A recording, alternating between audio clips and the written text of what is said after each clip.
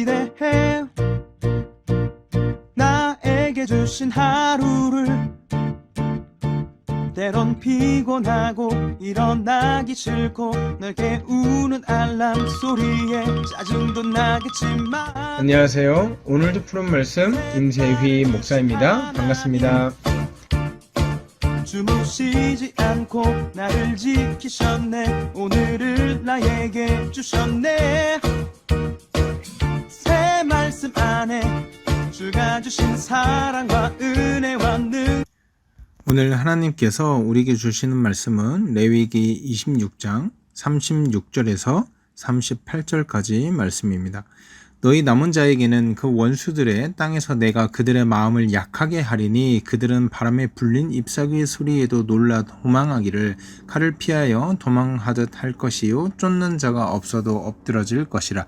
그들은 쫓는 자가 없어도 칼 앞에 있음같이 서로 짓밟혀 넘어지리니 너희가 원수들을 맞설 힘이 없을 것이요 너희가 여러 민족 중에서 망하리니 너희의 원수들의 땅이 너희를 삼킬 것이라. 아멘.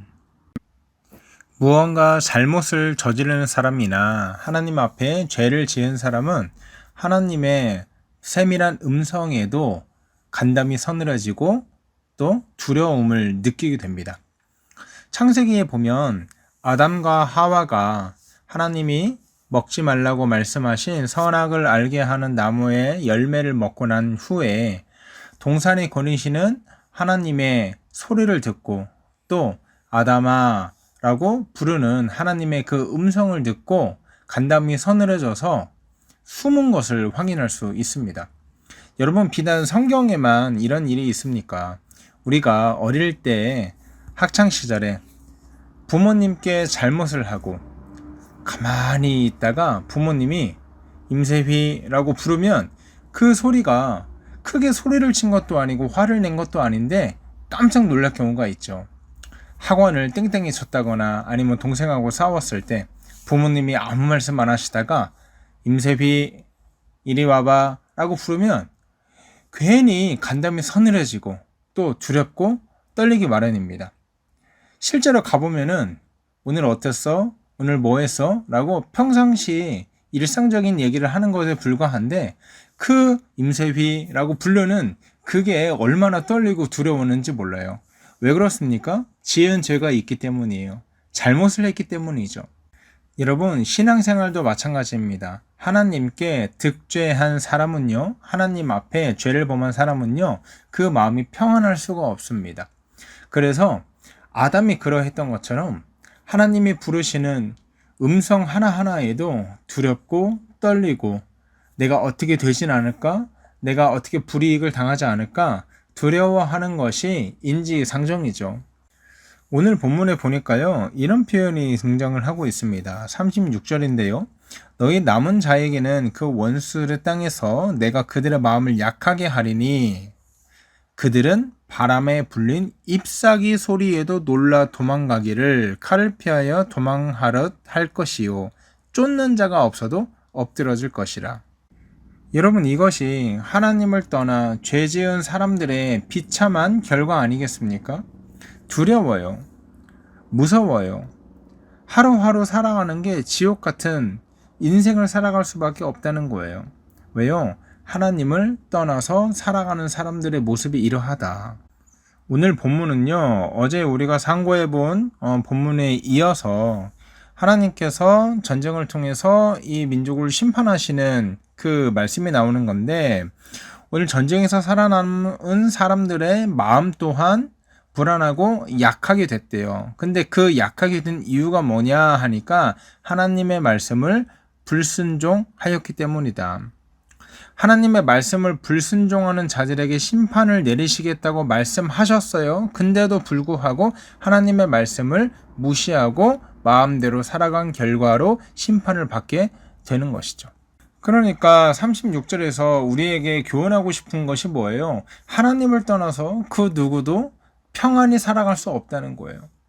하나님을 따르지 않고 그 누구도 행복하게 살아갈 수 없다는 것이죠.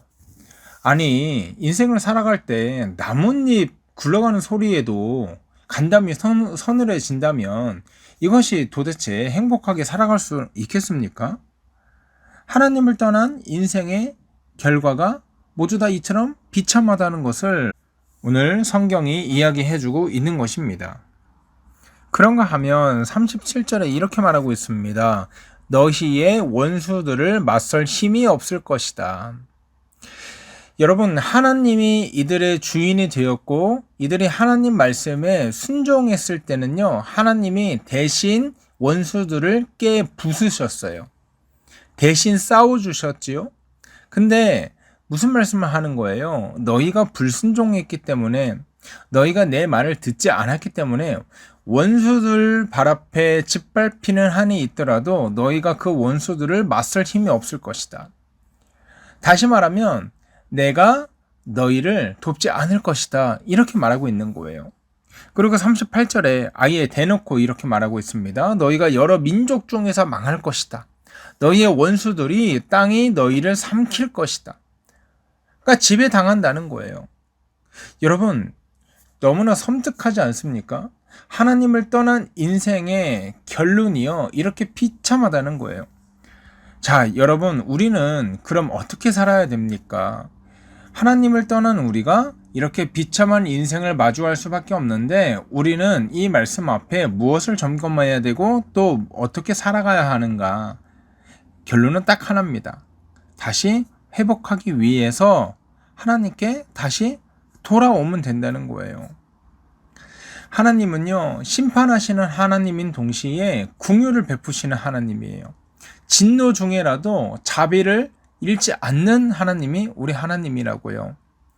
심판하셨음에도 불구하고 긍휼히 여기시고 자기의 백성들을 다시 회복시켜 주시는 분이 우리 하나님이다. 그렇기 때문에 잎사귀가 바스락거리는 소리에도 도망가던 이스라엘이 또 하나님을 잠시 떠나 멀리 떠나 하루하루가 두렵고 불안한 우리들이 다시 회복할 수 있는 방법이 무엇입니까? 다시 하나님께 돌아오는 거예요. 하나님께 돌아오기만 하면요, 하나님은 우리의 과거가 어떠했든지, 우리의 죄가 얼마나 빨갛든지, 우리가 어디까지 넘어졌든지 그것과 상관없이 우리를 다시 회복시키시고 다시 품어주시고 다시 안아주신다는 거예요. 겸손히 회개하고 하나님께 돌아오기만 하면 다시 품어주시는 분, 우리 하나님입니다. 우리 사랑의 하나님인 것입니다. 사랑하는 여러분, 이제 말씀을 마칩니다. 우리가 어디까지 넘어졌든지 어디까지 자빠졌든지 그것이 중요하지 않습니다. 우리가 돌아오면 다시 하나님께 엎드리면 겸손한 마음으로 회개하며 하나님 앞에 나아가면 하나님은 우리를 다시 한번 회복시키실 것입니다. 우리에게 돌아오라고 말씀하는 이 레위기 말씀을 통해서 우리 하나님의 마음을 느끼기 원합니다. 우리가 죄 가운데 빠질 때 하나님은 우리에게 목이 타고 애가 타도록 돌아오라고 외치고 있습니다. 오늘 이 아침 하나님께서 우리를 향해서 얘들아 제발 나에게 돌아오너라 라고 말씀하시는 그 음성 귀 기울여 듣고 오늘 하루 하나님, 그렇습니다. 내가 다시 한번 하나님께 가까이 가겠습니다. 내가 내 인생의 주인이 되는 것이 아니라 하나님께 주인이 되는 내 주권을 올려드리며 내가 하나님의 말씀에 순종하며 살아가기를 다짐합니다. 결단합니다. 이렇게 기도하고 오늘 하루 힘차게 살아가는 저와 여러분 되기를 주의 이름으로 소원합니다. 함께 기도하겠습니다.